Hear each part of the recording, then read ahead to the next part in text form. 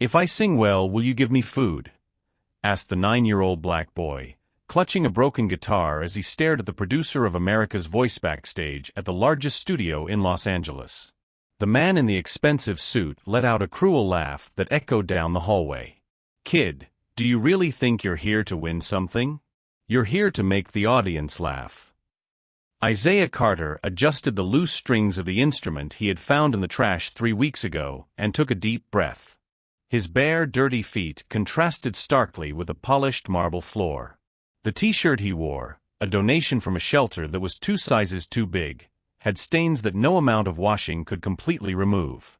Trevor Lawson, the show's executive producer for 15 years, looked at the boy with disdain he didn't even try to hide. At the last minute, production assistants had found him singing for coins near the studio and immediately knew they had struck gold, someone to serve as comic relief on a show that sold dreams to some and humiliation to others. "Let's put him at the end," Trevor said to the assistant, consulting his clipboard. "After all the talented kids have performed, he comes in to balance the show." What that arrogant man didn't know was that Isaiah had grown up on the streets watching, learning, memorizing every detail of how the world worked. He knew exactly why he was there. He knew what role they expected him to play. But he also knew something they would only discover when it was too late. In the last 3 years of living on the streets since losing the grandmother who had raised him, Isaiah had developed something no child should have, the ability to see through the masks adults wore. And at that moment, observing the fake smiles and condescending looks around him, he made a decision that would change everything. "Can I ask you a question, sir?" he said, tilting his head slightly with calculated innocence. "Quick, kid. We have a show to record." "Do you have children?" The question caught Trevor off guard. "Yes. 2 girls." "Why?" Isaiah smiled, a small smile, but one that carried something that made the producer's heart race without him knowing exactly why. "Just curious," he replied, carefully storing that information along with all the other things he had observed and mentally noted over the past 2 hours backstage. 3 years ago, Isaiah's life had fallen apart in a matter of weeks. His grandmother, Dorothy Carter, had died of pancreatic cancer after her insurance refused to cover experimental treatment that could have saved her. Not economically viable for a 68-year-old patient, the denial letter said with bureaucratic coldness. Dorothy had been more than a grandmother. She had been a music teacher in Harlem for 40 years, graduating from Howard University with a degree in music composition in the 1970s when that was rare for a black woman. She had taught Isaiah not only to sing, but to use music as resistance. "Music is our secret weapon, child," Dorothy used to say, her arthritic fingers still dancing on the keys of an old piano in a tiny apartment. "They can take our homes, our money, our dignity. But they can never take what God has put in our voices." In the last 6 months before she died, when she could barely get out of bed, Dorothy made Isaiah practice every day. Scales, breathing, control, classical technique mixed with traditional gospel. "Promise me you'll keep practicing," she whispered on her last night. "Promise me you'll never let anyone make you believe you're not extraordinary." Isaiah had kept his promise in a way his grandmother could never have imagined. 3 years of singing in subway stations with perfect acoustics, urban tunnels that taught him resonance control, noisy street corners where he learned to keep rhythm under extreme pressure. Every cold night, every hungry day, every look of contempt on the streets had been, without him knowing it, training for this moment. "Isaiah!" a female voice called out. The production assistant approached with a look of fake pity. "Honey, you'll have to wait here in the hallway. The snacks are only for official participants." Isaiah looked at the table full of food, gourmet sandwiches, fresh fruit, juices, sweets. His stomach growled loudly enough for the assistant to hear, but he just nodded calmly. "I understand perfectly." Across the hallway, a group of participating children, all well-dressed, all clearly from wealthy families, laughed and chatted while assistants rushed around offering professional makeup, cold water, anything they needed. A blonde girl of about 11, Madison Cooper, looked at Isaiah with curiosity that quickly turned to disdain. "Daddy, why is that boy here?" Her father, a man in an impeccable suit, lowered his voice, but not enough. "Don't worry, princess. He's here to, how can I explain, show the contrast. So you shine even brighter." Isaiah heard every word. And for the first time in a long time, he felt a pang of something he hadn't experienced in years. Pure, controlled anger. That's when he saw an older man standing discreetly near the main cameras. Completely gray hair, gold-rimmed glasses, elegant but warm posture. Something in his gaze was different. He wasn't looking at the privileged children with approval. He was looking at them with something close to disappointment. His eyes met Isaiah's for a brief moment, and he saw something that made him pause. Recognition. Not pity. Recognition. The man started to walk toward him, but Trevor intercepted him. "Mr. Mitchell, don't worry about him. He's just our surprise element for the end of the program." "Surprise element," the man repeated, his tone laden with something Trevor couldn't quite identify. "I see." But James Mitchell, executive director of the television network that produced America's Voice, didn't see. He was beginning to suspect. Because there was something about that boy, the way he held his guitar, his upright posture despite the dirt and hunger, the look in his eyes that carried an intelligence too sharp to be ignored, that reminded him of someone. Someone he hadn't seen in 3 years. Someone who had changed his life decades ago when he was just a young black man trying to survive in the entertainment industry. Isaiah didn't know it yet, but inside his torn backpack was a yellowed envelope.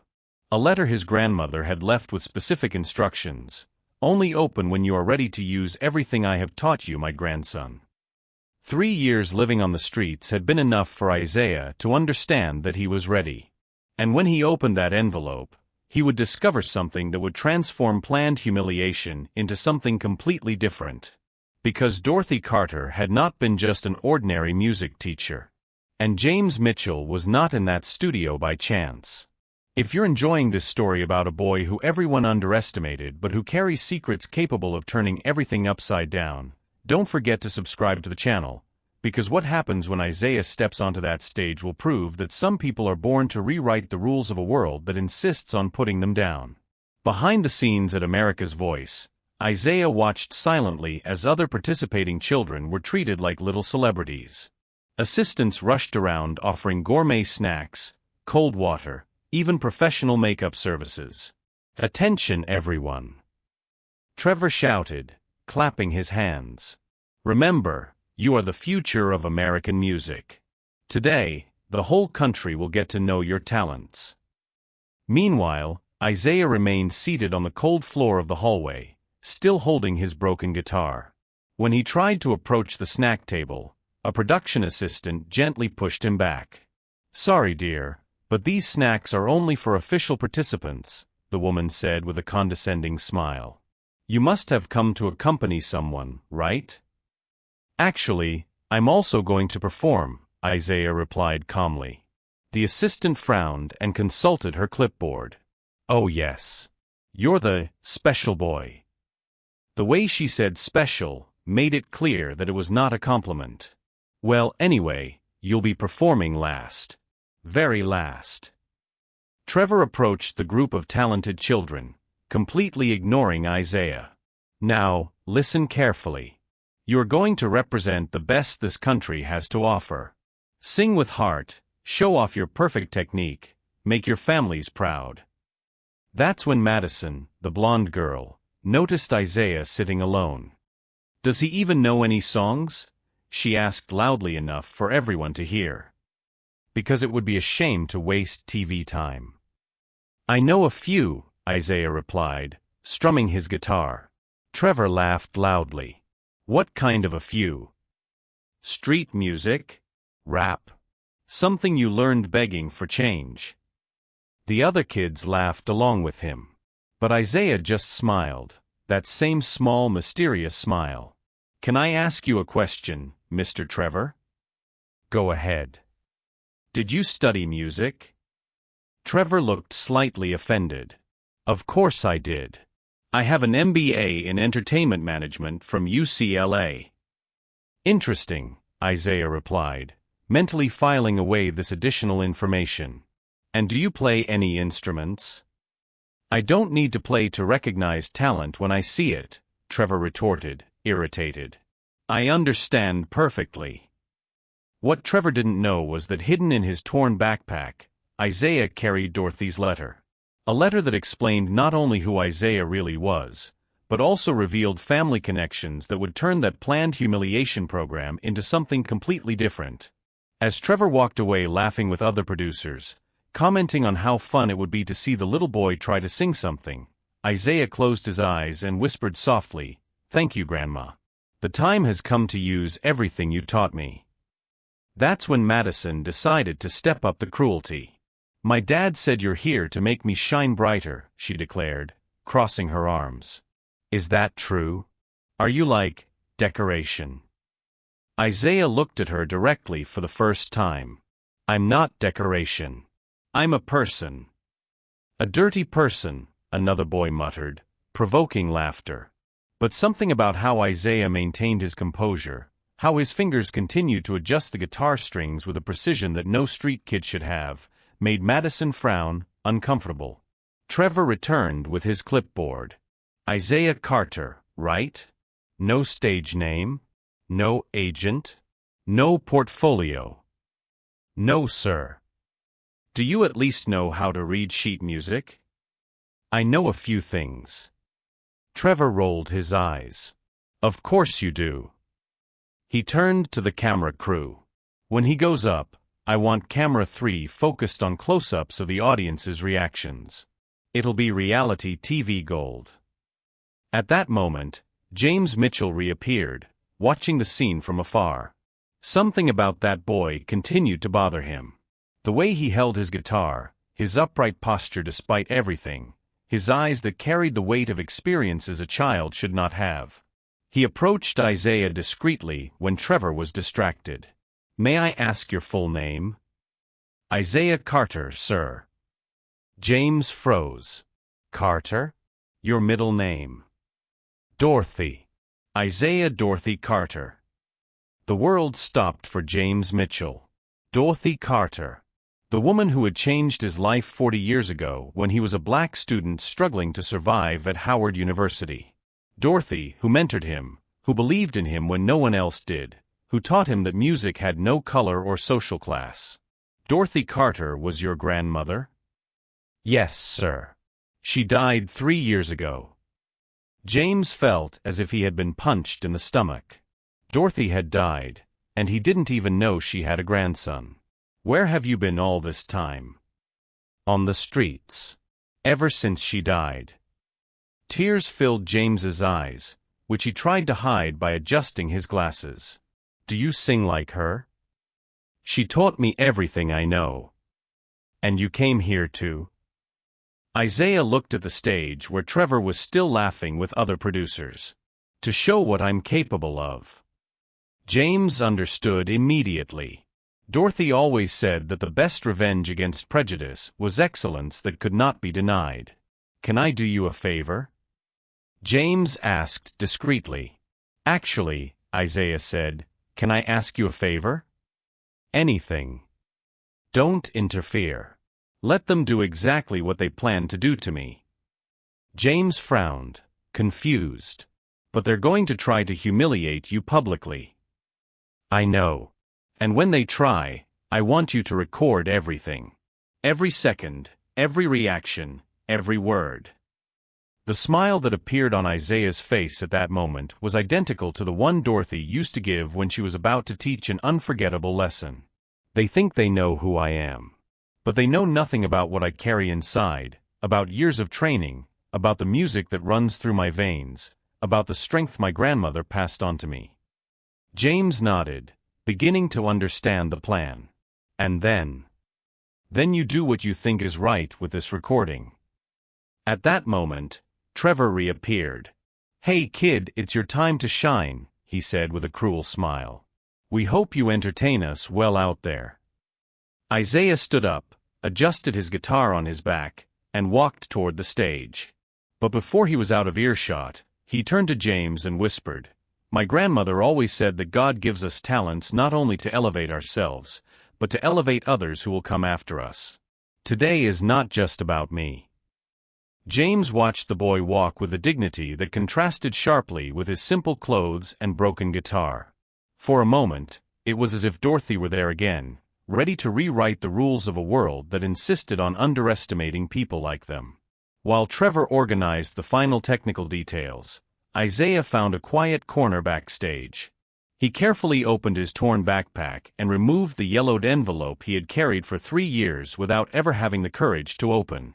Dorothy's words on the outside were faded but legible. "Only open when you are ready to use everything I have taught you, my grandson." 3 years living on the streets had been enough. He was ready. The letter revealed something that would make anyone in that studio swallow every word of contempt. Dorothy Carter had not been just an ordinary music teacher. She had been one of the first black women to graduate with a degree in music composition from Howard University in the 1970s, when that was practically impossible. More importantly, she had been the personal mentor of James Mitchell, the current CEO of the television network that produced America's Voice. "James has always been like a son to me," Dorothy had written in the letter. "If you ever need help, go to him. But remember, don't ask for charity. Show him what you're capable of first." Isaiah put the letter back and smiled. Even after her death, his grandmother was still teaching him strategy. "Hey, street kid!" Madison shouted, approaching with a group of other children. "My dad is curious to know how you got in here. Did you lie on your application?" "I didn't lie about anything," Isaiah replied calmly, tuning one of the loose strings. "Oh sure," Madison said dismissively. "So you really think you stand a chance against us? I've been studying at the Manhattan Conservatory for 6 years. I have private teachers who cost more per hour than you probably see in a month." The other children laughed, but Isaiah continued tuning his instrument, testing each note with precision that made Madison frown in irritation. "Do you even know how to read music?" another girl taunted. "I know a few things," Isaiah replied, and for the first time allowed a small smile to appear. What these privileged children didn't know was that in addition to rigorous training with Dorothy, Isaiah had spent the last 3 years practicing in places they could never imagine. Subway stations with perfect acoustics, where he had learned to master his own voice without a microphone. Urban tunnels where he had discovered how to make a broken guitar sound like a Stradivarius. Noisy street corners where he had developed the ability to maintain rhythm and pitch even under extreme pressure. Every cold night, every hungry day, every look of contempt on the streets had been, unbeknownst to him, training for this moment. That's when he noticed James watching discreetly from across the stage. Their eyes met again, and something in his gaze made Isaiah's heart race. Mutual understanding. Shared purpose. James approached when Trevor was distracted. "Isaiah, I need to tell you something. Your grandmother, she changed my life. When I was 20, I was about to give up everything. Racism in the industry, closed doors, constant humiliation. Dorothy found me, mentored me, taught me that talent has no color." Isaiah nodded, tears threatening to appear but controlled. "She talked about you. She said you were like the son she never had. And she never told me she had a grandson. If I had known," James paused, his voice breaking. "If I had known, I would have looked for you. It's not your fault. The system is flawed. Kids like me fall through the cracks every day." James took a deep breath. "What Trevor is planning to do to you out there is cruel. He instructed the technical team to sabotage your sound. He's going to activate a horrible hiss in the speakers when you start singing. He wants it to look like you have no talent." Isaiah processed the information calmly. "Then I'll sing without amplification. But there are 500 people in the audience." "I know. I learned to project my voice in crowded subway stations. I can reach the back row without a microphone." James looked at the boy with growing admiration. You planned this. My grandmother taught me chess when I was 5. Always think 3 moves ahead, she said. Trevor thinks he's controlling the game. But he's already lost. He just doesn't know it yet. At that moment, Trevor returned with a mischievous smile. Isaiah, it's your time. And remember, the audience paid to be entertained. Don't disappoint them. Isaiah stood up and adjusted his guitar. I'll do my best, sir. As he walked toward the stage entrance, Trevor whispered to his assistant, Camera 3, focus on close-ups of the audience laughing. Camera 2, stay on him when he realizes he's being humiliated. It'll be reality TV gold. On the other side, James discreetly instructed his own film crew. Record everything. Every word backstage, every instruction from Trevor, every moment. I want a backup on 3 different servers. Madison and the other children watched from backstage, eager to witness what they believed to be the inevitable humiliation of someone who didn't belong there. But Isaiah, standing at the stage entrance waiting for his cue, wasn't nervous. He was at peace. Because he knew something none of those people knew. For the past 3 years, every night singing to survive, every dollar earned for music, every person who stopped to listen, it had all been preparation. Not just musical, but emotional. He had learned to turn pain into art, hunger into focus, contempt into determination. Dorothy always said, "The world will try to break you, my grandson. But diamonds are made under pressure. And you, my child, will shine so brightly that they will need to shield their eyes." Trevor gave the final signal. You're on in 30 seconds. Remember, you're the grand finale. The punchline. The contrast. Make it worth it. Isaiah just nodded. And as the stage lights began to come on, as the audience of 500 people waited on the other side, as cameras prepared to capture what everyone assumed would be inevitable failure, he closed his eyes for a brief moment. This is for you, Grandma. And for all the other children the world decided to discard before even giving them a chance. The stage lights came on at full intensity as Isaiah stepped into the center of America's voice. The audience of over 500 people murmured softly, some discreetly taking pictures of the street kid holding a broken guitar. Trevor, backstage, whispered to his assistants, "Remember, when he starts singing, activate the faulty sound system. I want that horrible hiss coming out of the speakers. It'll be hilarious." Madison and the other participating children watched from backstage, eager to witness what they believed would be inevitable humiliation. "Hello," Isaiah said into the microphone, his clear voice echoing through the auditorium. "My name is Isaiah Dorothy Carter. I am 9 years old, and I want to dedicate this song to my grandmother, who taught me that music has no color or social class." Trevor frowned when he heard the full name. Something about that Dorothy sounded familiar, but he quickly dismissed the thought. Isaiah adjusted his guitar and played the first chords. The sound, even coming from a damaged instrument, was pure and precisely tuned, causing some professional musicians in the audience to sit up straighter. That's when Trevor signaled to his assistants. The sound system began to produce a deafening hiss, completely interfering with the music. The audience covered their ears, irritated. Some people started laughing, thinking it was the boy's fault. Technical problems.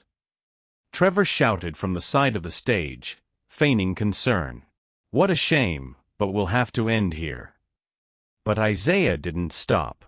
He stepped away from the microphone, positioned himself in the center of the stage, and began to sing without amplification. His voice, trained by years of singing in noisy subway stations, cut through the air like a sharp blade. The hissing continued, but Isaiah's voice was so powerful that it echoed throughout the auditorium, reaching even the back rows. One by one, people began to fall silent, mesmerized. He sang Amazing Grace in a version that blended traditional gospel with classical techniques that only someone trained by a master would recognize. Every note was perfect, every phrase laden with emotion that brought tears to the eyes of the audience. Trevor, desperate, shouted to his assistants, "Turn everything off. Cut the broadcast." But it was too late. James Mitchell had already instructed the crew to keep the cameras rolling, broadcasting everything live to millions of American homes. When Isaiah finished, there were 3 long seconds of silence before the audience erupted in deafening applause. The audience rose to their feet, shouting, crying, and applauding. Even Madison and the other children backstage were speechless. That's when James Mitchell took the stage. "Ladies and gentlemen," he said, picking up the microphone. "My name is James Mitchell, executive director of this television network, and I need to tell you who this extraordinary child really is." Trevor turned completely pale. He didn't know the executive director was present. Isaiah Dorothy Carter is the grandson of Dorothy Carter, one of the greatest gospel singers and songwriters in this country. A woman who graduated from Howard University in the 1970s, when that was almost impossible for a black woman. A woman who was my personal mentor for over 20 years. The audience gasped collectively. "Dorothy died 3 years ago, and I didn't even know she had a grandson living on the streets," James continued, his voice breaking. "Meanwhile, the producers of this show brought this child here not to celebrate his talent, but to publicly humiliate him." Trevor tried to hide behind the scenes. But James continued. Everything was filmed. Every cruel comment, every attempt at sabotage, every moment they tried to turn this child into entertainment at the expense of his dignity.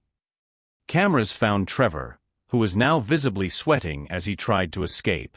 "Trevor Lawson," James said, pointing directly at him. "You're fired. Not just from this show, but from this network. And I'm sure no reputable broadcaster will hire someone who thinks it's fun to humiliate children on national television." The audience began to boo fiercely. Trevor tried to shout something in his defense, but his voice was completely drowned out by cries of outrage. "As for you," James turned to Madison and the other children backstage, "I hope you've learned a valuable lesson about judging people by their appearance." Madison, completely ashamed, lowered her head. Several other children began to cry, realizing the magnitude of their cruelty. James then knelt down next to Isaiah, who remained calm in the center of the storm. "Isaiah, on behalf of this entire company, I apologize. Your grandmother would be incredibly proud of you. Not just for your talent, but for the dignity with which you faced all of this." "She always told me that music is our secret weapon," Isaiah replied simply. "And that the best remedy for prejudice is excellence that cannot be denied." The phrase echoed through the auditorium, captured by cameras, broadcast to millions of people. At that moment, Trevor was being escorted out of the building by security guards while the audience continued to applaud. His 20-year career in television had ended in a matter of minutes, destroyed by his own arrogance and cruelty. James stood up and addressed the cameras. "Starting today, America's voice will be completely revamped. We will implement child psychologists, social workers, and a zero-tolerance policy against any form of discrimination." He paused, looking at Isaiah. "And we will create a scholarship program called the Dorothy Carter Initiative, offering a complete music education to talented children from underprivileged communities. Isaiah will be our first beneficiary." The audience erupted again. But James raised his hand, asking for silence. "There's one more thing. My wife and I would like to offer Isaiah a home. Not as charity, but because Dorothy always said that music connects us as a family. And Isaiah has brought back something we lost when she left." Isaiah, for the first time that night, allowed tears to fall. Not from sadness, but from relief at finally not being alone. As the audience applauded, as cameras captured the historic moment, as the video began to go viral on social media, Trevor Lawson left the studio in disgrace. In the next 24 hours, the video would reach 60 million views. Trevor would lose not only his job, but his entire career. No entertainment company in the country would want to associate its name with a man who had tried to humiliate an orphan child on national TV. Madison would return home that night and cry in her parents' arms, finally understanding the privilege she had always had. Her parents, mortified by the national exposure, would withdraw her from the private conservatory and enroll her in a regular public school. And Isaiah Dorothy Carter, a 9-year-old boy who had spent 3 years living on the streets, was about to discover that sometimes justice does not come from courts or laws. It comes from a 9-year-old with a broken guitar and a voice trained by the love of a grandmother who believed in him when the whole world said he didn't matter. 18 months later, Isaiah Carter, almost 11 years old, adjusted his tie as he entered Carnegie Hall in New York City. The historic theater, with a capacity of 2,804, was completely packed. He was no longer wearing donated clothes or carrying a broken guitar. But he had insisted on keeping that same instrument, now professionally restored and tuned, as a memento of his journey. James Mitchell and his wife Margaret were in the front row, no longer as beneficiaries, but as family. The adoption process had been finalized 6 months earlier, and Isaiah finally had a permanent home. "Ladies and gentlemen," the presenter announced, "it is with great pleasure that we introduce the New York Philharmonic's guest soloist, Isaiah Dorothy Carter." The ovation was instantaneous. The audience knew the story. The video of the night on America's Voice had already surpassed 80 million views, becoming the most shared television moment of the year. Isaiah walked to the center of the stage with a dignity that contrasted with his young age. "Tonight is dedicated to the memory of my grandmother, Dorothy Carter," he said into the microphone, his voice steady. "But also to all the children who are judged by the color of their skin, their origin, or the clothes they wear, before anyone bothers to get to know the talent they carry within." The audience fell into reverent silence. "I spent 3 years sleeping on the streets of Los Angeles, just a few miles from this theater, where I now receive a standing ovation. And I learned that true strength doesn't come from where we are born or how much money we have. It comes from refusing to believe the lies the world tells us about our worth." He sang Amazing Grace again, but this time accompanied by a full orchestra of 106 musicians. When he finished, there was not a dry eye in the theater. The performance raised $6.2 million for the Dorothy Carter Initiative, which had already benefited 285 children in similar situations. Trevor Lawson watched the performance from a small apartment in a distant suburb. His career had never recovered. After being fired, he had tried to rehabilitate himself publicly several times, but each attempt only reignited public outrage. He ended up working as a used car salesman, bitterly discovering that a lost reputation is one of the hardest things to recover. His wife had left him. His daughters, ashamed, barely spoke to him. His bank account, which had once been in the 6 figures, now barely covered his rent. And every time he saw Isaiah's face on TV, which happened often, he was reminded of the price of casual cruelty. Madison Cooper, on the other hand, had undergone a different transformation. Removed from the Manhattan Conservatory and enrolled in a public school in the Bronx, she had initially resisted bitterly. But something changed when she met Destiny, a black classmate who sang gospel in church on Sundays.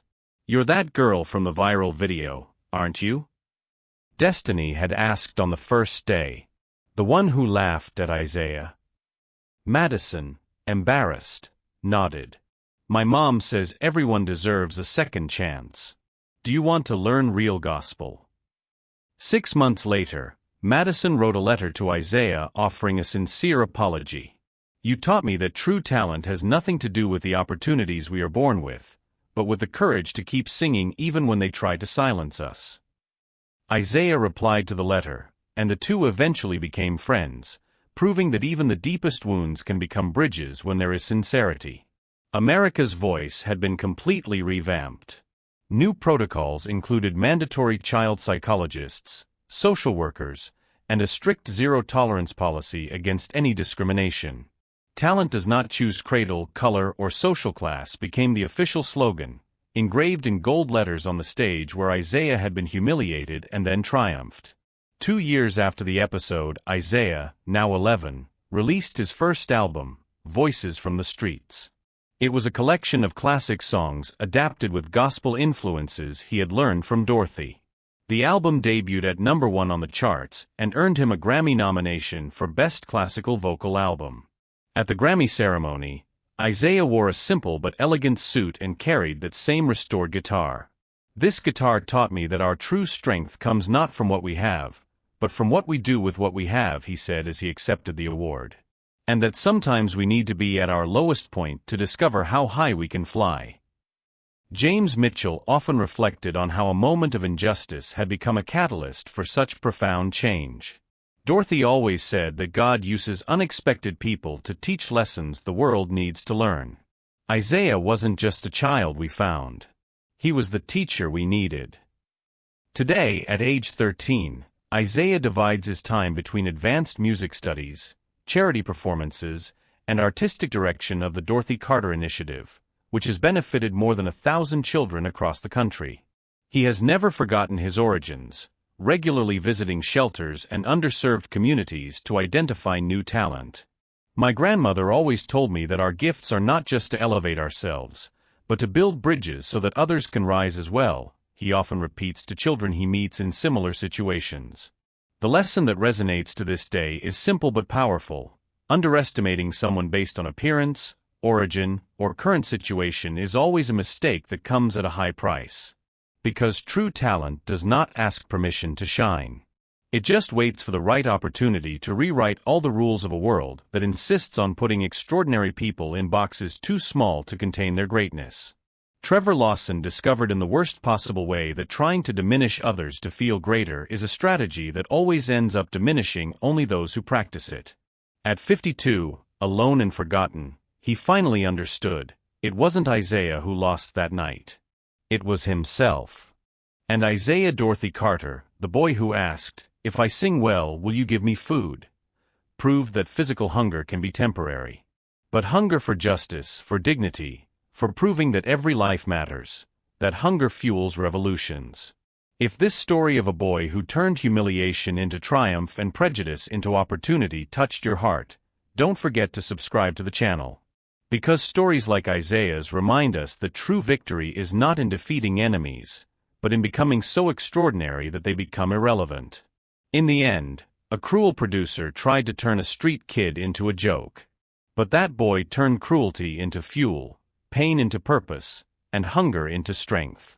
And when the world finally stopped to listen, it discovered that the barefoot little boy with a broken guitar carried within him something that no amount of money could buy and no amount of humiliation could destroy. Talent shaped by the love of a grandmother who believed when everyone else doubted. Dignity forged by 3 years of survival that would have broken adults. And an unwavering determination to prove that every child discarded by the system carries within them the potential to change the whole world. Isaiah didn't ask for food that night. He asked for an opportunity to show that he was worth much more than any plate of food. And when he was given that opportunity, he fed not only himself, but thousands of children who would come after him.